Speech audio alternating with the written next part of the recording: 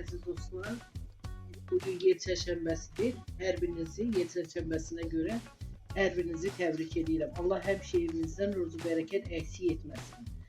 Bugün sizinlə kənd çolpasının reseptini sizinlə paylaşacağım. Sulu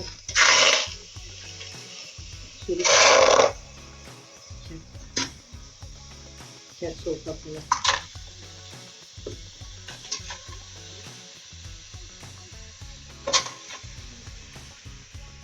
Biz aldık deyənə mən özünüzə görə 2 dənə böyük baş soğanı ətin üzərinə əlavə.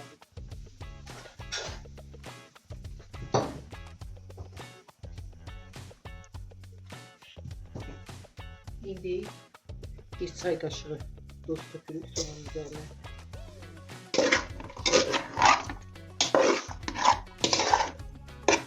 Kənd çolpası biraz gec pişdiyinə görə əvvəlcədən soğanla suyu. Kənd çolpası biraz gec pişdiyinə görə üzərinə su əlavə edib artıq orada qoyuruq ki, biraz pişsin. Suyu çəkiləndən sonra üzərinə yağ töküb qovuracağıq. Sonra kartofları əlavə edəcəyik üzərinə. İndi qoyuruq pişməyə. Toyuq bozbaşımızın suyu üzərinə su əlavə etmişdik. Suyu çəkildi. İndi isə yağı töküb üzərinə. Biraz qovuracağıq. 1 qaşıq. 2 qaşıq. İndi isə soğan ətləri bir yerdə yenə qovursun. Üzərinə biraz sarı kök əlavə edirik. Haradasa çay qaşığının ucunda bir damcı. Çox tökmürük. Biraz da soğanla ət bir yerdə qovurlanmış sonra üzərinə kartofunu əlavə edəcəyik.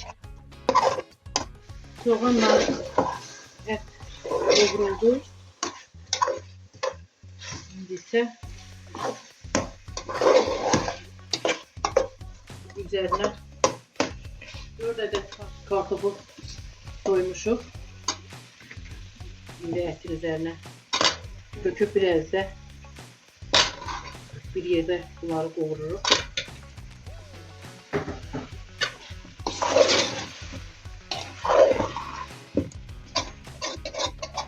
Bunlar bir yerdə qovurulandan sonra üzərinə suyu əlavə edəcəyik.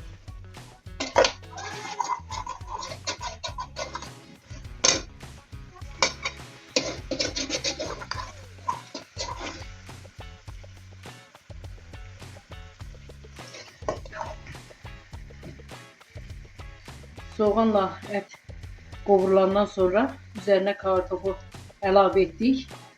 İndi hardasa 1-2 dəqiqədə bunları bir yerdə qovurub üzərinə su əlavə edəcəyik. Toyuq bozbaşımız hazırdır. İndi isə doğradığımız kişniş, bir də nanəni, göy nanəni üzərinə səpirik. Zövqə görədir. İstəsəniz siz dökməyə də bilərsiniz. Nə istəsəniz kişniş dökün, nə nanə. Amma çox belə çox dadlı olur. İndi yeməyimiz pişdi. Altını söndürüb. Toyuq bozbaşımız pişdi.